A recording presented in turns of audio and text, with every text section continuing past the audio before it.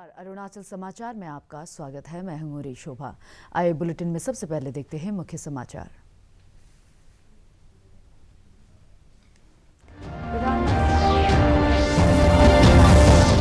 हैदराबाद के भारत बायोटेक केंद्र और पुणे स्थित सीरम इंस्टीट्यूट ऑफ इंडिया का किया दौरा। कोविड वैक्सीन की प्रगति को लेकर वैज्ञानिकों के साथ की बातचीत।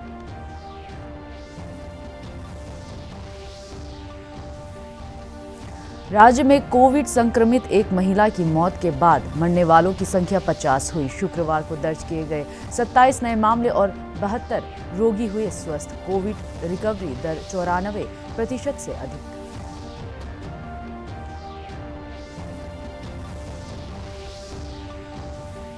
प्रधानमंत्री नरेंद्र मोदी कल सुबह 11 बजे आकाशवाणी से मन की बात कार्यक्रम में देश और विदेश के लोगों के साथ करेंगे अपने विचार साझा।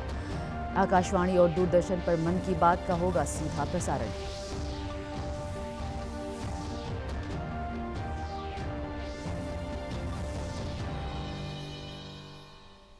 प्रधानमंत्री नरेंद्र मोदी ने आज गुजरात के अहमदाबाद में जायडस बायोटेक पार्क में जायडस काडिला फार्मास्यूटिकल्स कंपनी के टीका विकास संयंत्र का दौरा किया। उन्होंने वैज्ञानिकों से टीके के बारे में जानकारी हासिल की। प्रधानमंत्री ने कंपनी के वैज्ञानिकों के साथ बैठक की और टीका विकास प्रक्रिया, परीक्षण और इसके समय के बारे में समीक्षा की।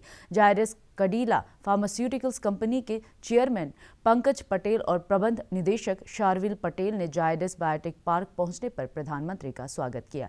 जायडस काडिला फार्मास्यूटिकल्स कंपनी अपने दूसरे चरण के परीक्षण के नतीजे अगले सप्ताह प्रस्तुत कर सकती है। दिसंबर में यह तीसरे चरण के क्लिनिकल परीक्षण के लिए आवेदन करेंगी। कंपनी को आशा है कि यदि सब कुछ ठीक ठाक रहा तो अगले वर्ष मार्च तक यह टीका बन जाएगा। प्रधानमंत्री ने हैदराबाद में भारत बायोटेक केंद्र में ICMR के साथ मिलकर विकसित की जा रही स्वदेशी कोविड-19 वैक्सीन के बारे में जानकारी ली। पीएम मोदी ने पुणे स्थित सीरम इंस्टीट्यूट ऑफ इंडिया का दौरा कर कोविड वैक्सीन की प्रगति को लेकर वैज्ञानिकों के साथ बातचीत की। देश में कोविड के संक्रमण से ठीक होने की दर 93.68% हो गई है। पिछले 24 घंटे में 41,452 रोगी संक्रमण से ठीक हुए हैं। केंद्रीय स्वास्थ्य मंत्रालय के अनुसार कोविड संक्रमण से अब तक ठीक होने वालों की संख्या 87,59,000 से अधिक हो चुकी है। देश में पिछले 24 घंटे में संक्रमण के 41,322 नए मामले सामने आए। देश में कोविड के सक्रिय मामलों की संख्या 4,54,940 है। पिछले 24 घंटों में हुई 485 मौतों को मिलाकर इस महामारी से अब तक 1,87,200 लोगों की मौत हो चुकी है। भारतीय आयुर्विज्ञान अनुसंधान परिषद के अनुसार पिछले 24 घंटों में 11,57,000 से अधिक नमूनों की जांच की गई। राजधानी ईटानगर के कोविड डेडिकेटेड अस्पताल चिंपू में कल कोविड संक्रमण से 48 वर्षीय एक महिला की मृत्यु के बाद राज्य में कोरोना से मरने वालों की संख्या 50 हो गई है। राज्य स्वास्थ्य सेवा निदेशालय के अनुसार यह महिला श्वसन संबंधी गंभीर बीमारियों से ग्रस्त थी। राज्य में पिछले 24 घंटे में कोविड संक्रमण के 27 नए मामले दर्ज किए गए और 72 रोगी स्वस्थ हुए। राज्य में कोविड के सक्रिय मामलों की संख्या घटकर 911 रह गई है। प्रदेश में अब तक 15,270 कोविड रोगी स्वस्थ हो चुके हैं और राज्य में कोविड रिकवरी दर बढ़कर 94.07% हो गई है। कल दर्ज किए गए नए मामलों में सबसे अधिक ईटानगर राजधानी क्षेत्र से 10, चांगलांग से 6, वेस्ट कामेंग से 4, तवांग से 3, अंजाव, तिराप, पापुमपारे और लेपा रादा से एक मामले शामिल हैं। इधर राज्य के स्वास्थ्य सचिव पी पार्थिबन ने कहा है कि राज्य में पर्याप्त संख्या में कोविड अस्पतालों में वेंटिलेटर और ऑक्सीजन उपलब्ध है। उन्होंने कहा कि केंद्र सरकार के दिशा निर्देशों के अनुसार राज्य में कोविड वैक्सीन को उचित तापमान में रखने और इसके लिए प्राथमिकता सूची तैयार है। We will be ready before that. Apart from that, in the vaccine management, the most important thing is cold chain management. हमारा cold chain management भी अभी तैयार हो गया। यहाँ लेकिन we have a very good cold chain facility. -70 degree facility हमारे पास है सारे जगह में। लेकिन we are ensuring the cold chain boxes are also being available and ready as early as possible. We hope that we have the vaccine. Vaccine आएंगे भी we will ensure that the vaccine is distributed in a planned manner and it will be administered step by step as the government of India's instructions. So we are ready even for the vaccination. आज का दिन पूरा Arunachal east to west हमारा we have something near to 340 oxygen beds. कभी भी 600 plus oxygen beds है हमारा। कभी भी कोई भी है ऑक्सीजन चाहिए, बिकॉज ये विंटर का समय में तो ऑक्सीजन तो ज़रूर चाहिए। So we are prepared with enough oxygen beds. Secondly हमारा कोविड हॉस्पिटल है, 2 कोविड हॉस्पिटल सबको पता है, हाँ यहाँ ईटानगर में मिडपो हॉस्पिटल है और एक है पासीघाट है। अभी मिडपो वाला हॉस्पिटल है, पहले it was a 40 bedded hospital, अभी we have made it approximately near to 150 plus. चिंपू वाला we have made it 150 bedded hospital. So ICU भी वहाँ आईसीयू है, we have made it initially it was only 10-15 bedded ICU, अभी तो 40 plus bed of ICU बन गया। सो हमारे पास ड्रग्स हैं एंड ये भी। लोक गायक देलोंग पादुंग ने प्रदेश के लोगों से कोविड संक्रमण से बचाव के लिए सही तरीके से मास्क लगाने की अपील की है। उन्होंने कहा है कि जब तक कोविड की वैक्सीन नहीं आ जाती तब तक हमें किसी भी हालत में बिना मास्क लगाए घर से बाहर नहीं निकलना चाहिए। ऐसा पहनता है, कोई लोग नहीं ढकता है, कोई लोग ऐसा पहनता है, कोई लोग ऐसा लटका के घूमता है। ये सब नहीं होना चाहिए। मास्क को प्रॉपर हम लोग यूज़ करना है। हम लोग अगर प्रॉपर मास्क को यूज़ करेंगे तो हम लोग कोरोना से हम लोग बच पाएंगे और कोरोना को हम लोग हरा पाएंगे। पर्यटन के साथ साथ आपसी भाईचारे को बढ़ावा देने के लिए अरुणाचल प्रदेश के गेलिंग से असम के धुबरी जिले के हाथसिंगी मारी तक ब्रह्मपुत्र आमंत्रण अभियान का आयोजन आगामी 16 दिसंबर से 13 जनवरी तक किया जाएगा। इसके तैयारियों को लेकर ईस्ट सियांग जिला उपायुक्त कार्यालय पासीघाट में उपायुक्त डॉक्टर किन्नी सिंह की अध्यक्षता में जिले के उच्च अधिकारियों की एक बैठक हुई। इस अवसर पर जिला पर्यटन अधिकारी ताते तातक और विभिन्न शिक्षण संस्थानों के प्रधानाचार्य उपस्थित थे। बैठक में जिला उपायुक्त डॉक्टर किन्नी सिंह ने कहा, ईस्ट सियांग जिले के लिए नदी पर्यटन को बढ़ावा देने के लिए एक अच्छा मौका है। इस कार्यक्रम में केंद्रीय जल शक्ति मंत्री गजेंद्र सिंह शेखावत और केंद्रीय युवा मामला के मंत्री किरण रिजिजू के शामिल होने की संभावना है। वहीं अरुणाचल प्रदेश ब्रह्मपुत्र बोर्ड के सहायक निदेशक गामो कामकी ने कहा कि ब्रह्मपुत्र आमंत्रण अभियान से दोनों राज्य के लोगों के बीच इस नदी के महत्व के बारे में जागरूकता पैदा होगी। अरुणाचल में जो सियांग रिवर है वो असम में ब्रह्मपुत्र रिवर बोलते हैं। इन दोनों का इरोजन प्रॉब्लम है, सेम एक इरोजन है। असम में भी इरोजन प्रॉब्लम है ब्रह्मपुत्र बोर्ड का, और आपका सियांग में भी सेम प्रॉब्लम चल रहा है। इसलिए हमने एक तो अवेयरनेस कैंपेन ऑर्गेनाइज कर रहा है रिवर राफ्टिंग का जरिए। तो इसमें हमने IIT गुवाहाटी से भी आएंगे और यहाँ का सोयल कंडीशन को टेस्टिंग भी करेगा। इसका थीम ये है लिविंग विथ रिवर, नदी के साथ कैसे जीना है। पहले ज़माने में तो पता था, लेकिन अभी का यंग जनरेशन को अभी ये मुद्दा से बाहर हो गया। इसलिए उनको मेन ये है कि उनको ये चीज़ हम लोग ज्ञान देना है। प्रधानमंत्री नरेंद्र मोदी कल सुबह 11 बजे आकाशवाणी से मन की बात कार्यक्रम में देश और विदेश के लोगों के साथ अपने विचार साझा करेंगे। यह मासिक रेडियो कार्यक्रम की 71वीं कड़ी होगी।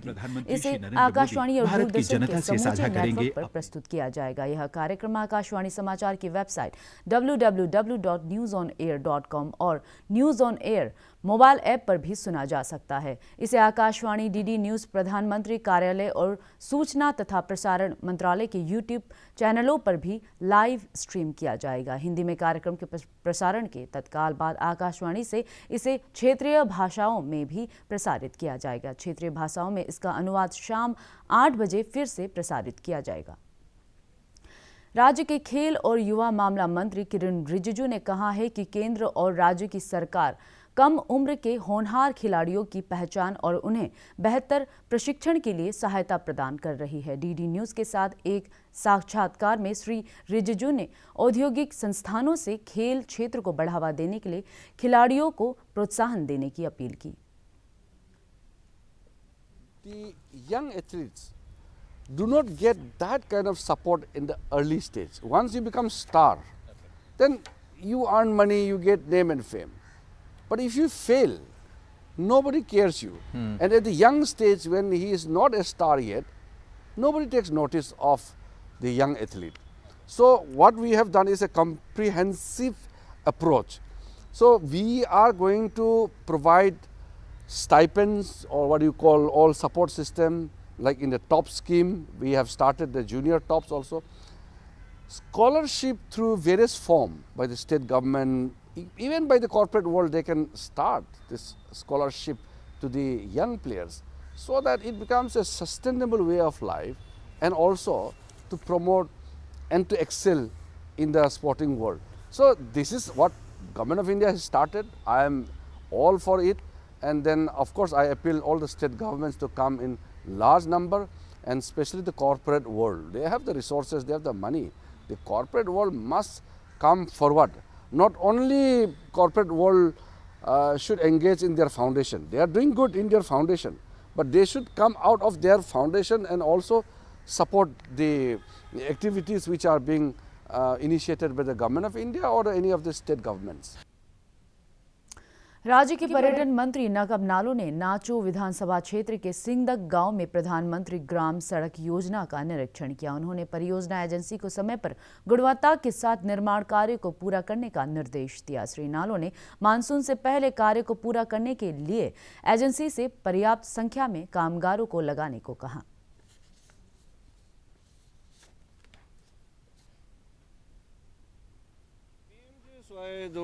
जो है हमारे यहाँ प्रोजेक्ट अभी चल रहा है, तो थोड़ा कुछ डिले तो हुआ है, क्योंकि लास्ट हम अप्रैल को मार्च को आया था इंस्पेक्शन के लिए, लेकिन यहाँ का मेरा लास्ट विजिट के हिसाब से प्रोग्रेस भी अच्छा हुआ है, क्योंकि पेंडेमिक के कारण से 9 महीना पीछे हमारा प्रोजेक्ट चल रहा है। तो मैंने इंजीनियर और कॉन्ट्रैक्टर को रिक्वेस्ट किया कि आप स्पीड अप करने के लिए, और ये अभी सीजन आ गया और मशीनरी को भी डबल से शिफ्ट करने के लिए अभी देखा तो मशीनरी भी, नया मशीन भी आ गया। मशीनरी और जो ज़रूरी एसेंशियल जो कम्युनिटी जितना हमारे यहाँ आना जाना होता है, ये नदी पार करने बहुत दिक्कत होता था, खास करके समर में। अभी यहाँ का भी बहुत सुविधा हुआ है। कोविड महामारी को देखते हुए लोगों के बीच अपने स्वास्थ्य को लेकर जागरूकता बढ़ रही है। विभिन्न प्रचार माध्यमों से शरीर की रोग प्रतिरोधक क्षमता बढ़ाने के लिए लोगों से संतुलित आहार लेने और नियमित व्यायाम करने की अपील का सकारात्मक असर देखा जा रहा है। हमें स्वस्थ रहने के लिए क्या करना चाहिए, पेश है एक रिपोर्ट। अच्छा स्वास्थ्य पाना सभी की चाहत होती है, लेकिन स्वस्थ रहने के लिए क्या करें, इसे लेकर कई प्रश्न रहते हैं। हम सेहतमंद रहना चाहते हैं, पर कैसे, ये समझ नहीं आता। अगर आप नियमित रूप से हर रोज एक्सरसाइज करें, जिसमें कि 40 या 50 मिनट की ब्रिस्क वॉकिंग ही करें, तो उससे कई तरह की बीमारियां से आप बच जाते हो। अच्छा पौष्टिक खाना बहुत आपके लिए इम्पॉर्टेंट है, और वो ये महंगा खाना नहीं है, ये तो ग्रीन लीफी वेजिटेबल्स ही, जिसे हम ग्रीन फ्रूट और थोड़े से फ्रूट से ही हमें न्यूट्रिशन आ जाती है। बट सबसे इम्पॉर्टेंट है कि स्मॉल फ्रीक्वेंट मील्स पूरे दिन में लें, जिसमें कि रात का खाना आप एटलीस्ट सोने से 3 घंटे पहले ले लें। हाइजीन को मेंटेन करना बड़ा इम्पॉर्टेंट है, इससे कई कम्युनिकेबल डिजीज़ से बच सकते हैं। इसी तरह से 6 से 7 घंटे सोना बहुत ज़रूरी होता है, जिससे कि बॉडी आपकी फिटनेस में आ जाती है, पॉजिटिव थिंकिंग आ जाती है, और उसी तरह दिन में एटलीस्ट 2-3 लीटर पानी पीने से इस बॉडी को एक चमक सी आ जाती है। आज की जीवन शैली, जिसमें खान पान में गड़बड़ी, शारीरिक श्रम में कमी, देर से सोना, सुबह देर से उठना, नींद पूरी न होना और तनाव में जीना शामिल है, इससे कई समस्याओं का खतरा बढ़ता है और स्वास्थ्य प्रभावित होता है। बहुत इम्पॉर्टेंट है कि अपने को टाइम देना, किसी तरह की हॉबी जैसे कि फोटोग्राफी होती है, म्यूज़िक सीखना, लिखना, पेट्स से खेलना, घर में टाइम बिताना, उससे माइंड की रिलैक्सेशन होता है, स्ट्रेस रिलीफ होती है, एक पॉजिटिविटी आती है बॉडी में। बहुत इम्पॉर्टेंट है दूसरों को बीमारियों से बचाना, दूसरे की केयर करना, एक सोशल अपलिफ्टमेंट जो हमें ज़रूरी है, ये एक टोटल हेल्थ का एक बहुत इम्पॉर्टेंट हिस्सा है। इसी तरह स्पिरिचुअलिटी, योगा, एक कई ऐसी चीज़ें हैं जो अपने लाइफ में लाई है। स्वस्थ रहने के लिए संतुलित और अनुशासित जीवन जीना और अपनी सेहत के प्रति जागरूक होने की आवश्यकता है। तो आप आज से ही अपने स्वस्थ जीवन की ओर पहला कदम बढ़ाएं। अरुणाचल समाचार के आज के अंक में इतना ही। जाने से पहले आप सभी से अनुरोध है कि कोविड-19 के दिशा निर्देशों का पालन करें, हमेशा मास्क लगाएं, बार बार हाथ धोएं और सोशल डिस्टेंसिंग के नियमों को मानें। हम कल फिर हाजिर होंगे अरुणाचल और देश दुनिया की खबरों के साथ। चलते चलते आपको बता दें, आप अरुणाचल समाचार हमारे YouTube channel DD news Arunachal पर भी देख सकते हैं। देखते रहिए अरुण प्रभा। नमस्कार।